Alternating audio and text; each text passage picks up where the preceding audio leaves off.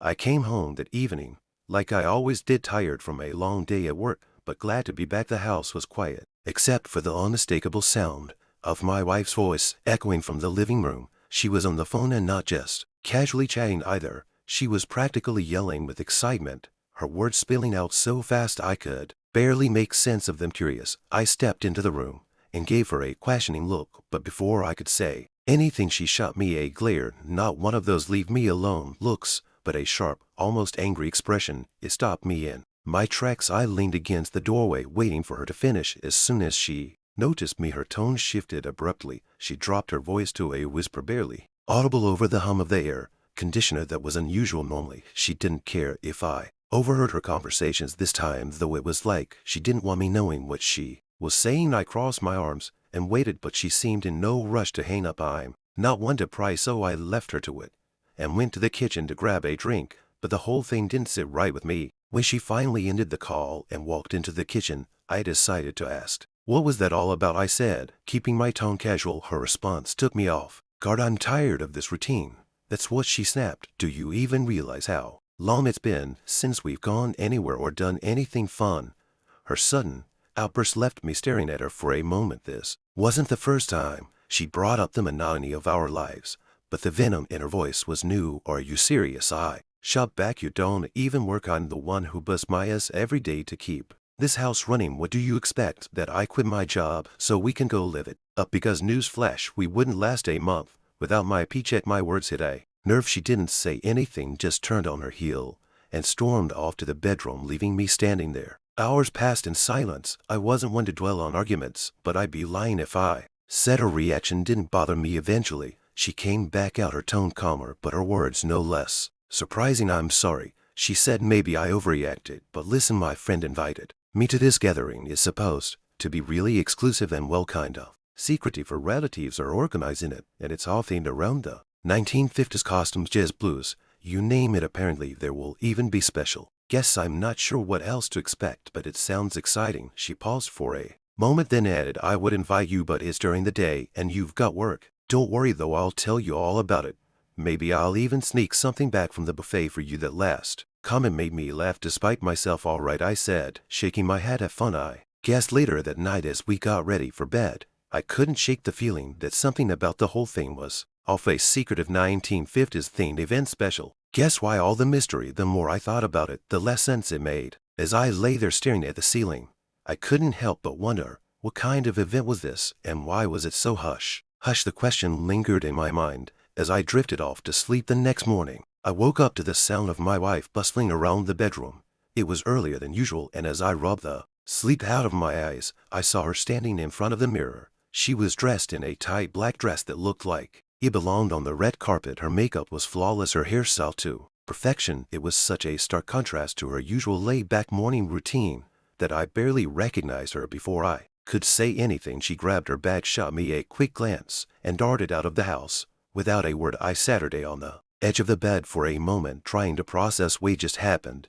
She wasn't one to dress up like that without a reason, let alone rush out so early. Usually any events she attended started much later in the day. I told myself it wasn't worth overthinking, not yet. At least work wasn't going to wait for me, so I got ready and headed out, still mulling over her unusual behavior at the office. I brought it up casually with a couple of colleagues during lunch. One of them, a guy who'd been around the block more times than he cared to admit, gave me a knowing look. "You ever heard of those secret parties?" he said. I shook my head, and he went on to explain some wild story about an exclusive swinger event he'd attended years ago. According to him, the dress code was exactly the kind of thing my wife had been wearing that morning. "If I were you," he said, leaning in, "I'd think twice about what's really going on." A comment Saturday with me for the rest of the day. I wasn't the type to jump to conclusions, but the secrecy, the early morning exit, and now this suggestion from a coworker, it all felt a bit coincidental. Still, I told myself not to get carried away. Maybe it was just a regular outing with her friend,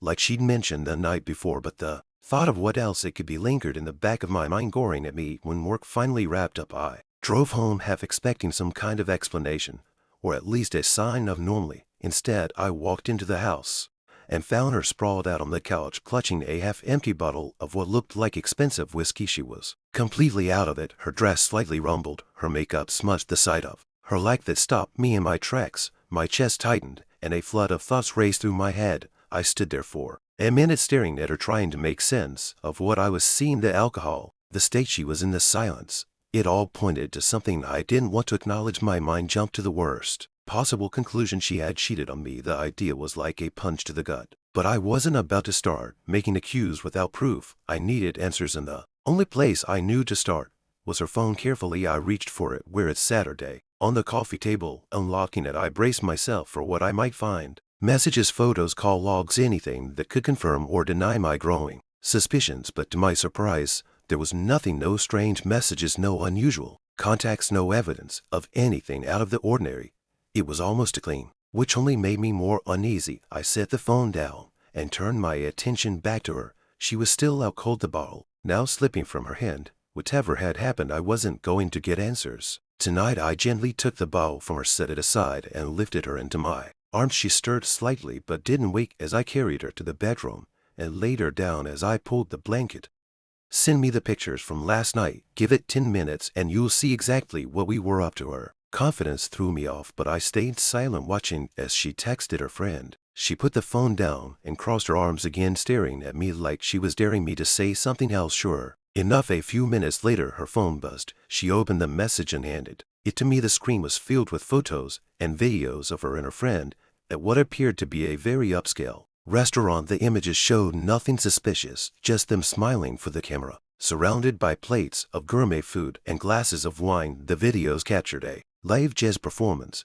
complete with a full band and dim atmospheric lighting. There was nothing incriminating about any of it. "See," she said, her tone sharp, "this is what I was doing: eating, drinking, and listening to music. No secret parties, no swinging, none of that garbage. Your colleague fed you feel stupid." Yet I handed her phone back, my jaw clenched. She might have been telling the truth about the photos, but I wasn't ready to let it go just yet. "Fine," I said, "but what were you doing there? Really, you don't even like jazz?" She rolled her eyes again and sat her down on the edge of the bed. "I told you," she said, "I went to support my friend. She's the one who got the invitation, not me. I barely talked to anyone there, honestly. Most of the night was her chatting with some older guy who turned out to be related to the people hosting the event." Her next words caught me off guard. "Actually, that guy mentioned something about a job for me," she said. "Apparently he's looking for someone with my charisma. It sounds interesting, but I don't know much yet.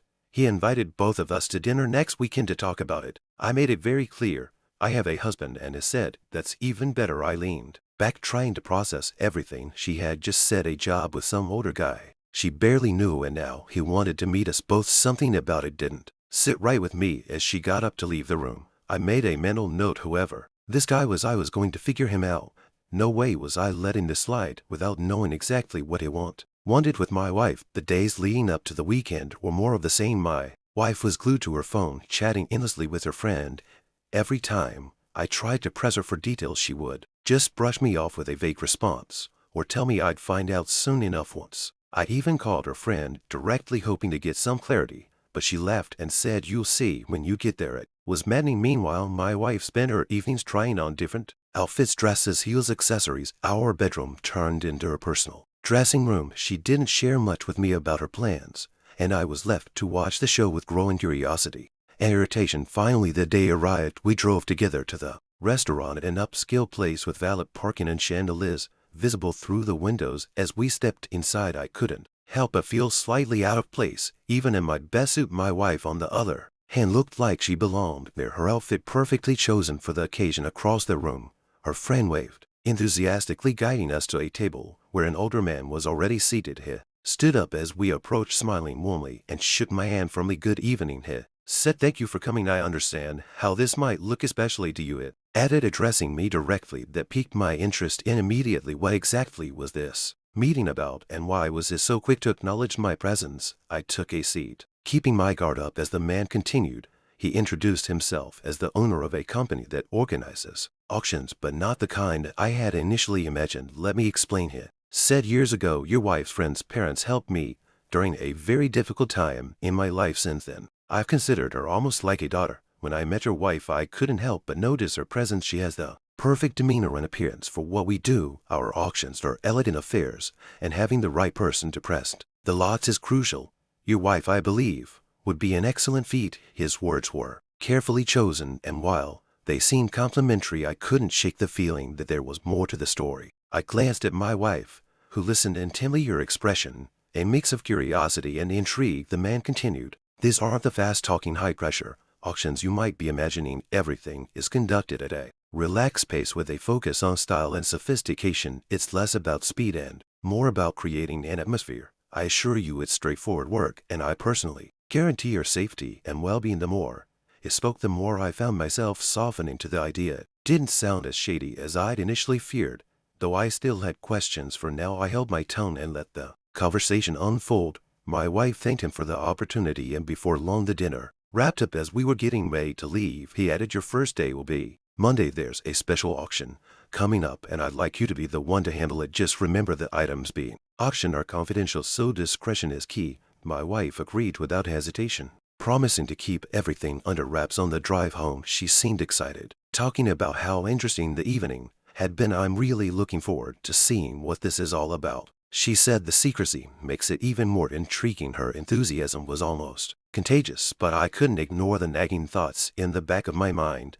"You'll tell me what's going on, right?" I asked. She hesitated for a moment before replying, "Of course, but only what I'm allowed to. I don't want to risk losing the job before I even start. Still, if there's anything I can share, I will." Her tone was reassuring, but it didn't do much to ease my concerns. As we pulled into the driveway, her last words lingered in my mind.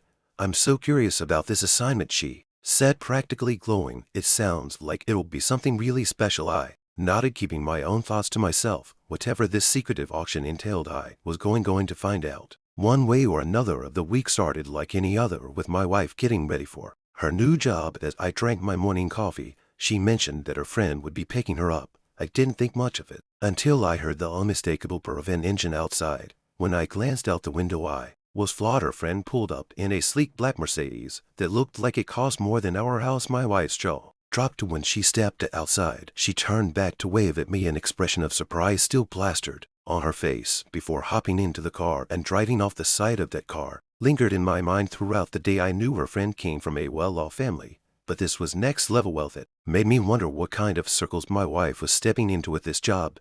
Still, I reminded myself not to jump to conclusions. She seemed genuinely excited about the work, and I had no reason yet to doubt her intent. By the end of the week, she was glowing whenever she talked about her new role. "It's honestly so simple," she told me one evening. "I just present the items, announce the bids, and smile. That's it. Everyone's so professional and respectful. It's almost too easy." Her enthusiasm was infectious, though I couldn't help but prod a little. "Nobody's tried anything with you?" I asked, half joking. "Not a chance," she replied. "For me, most of them are older, married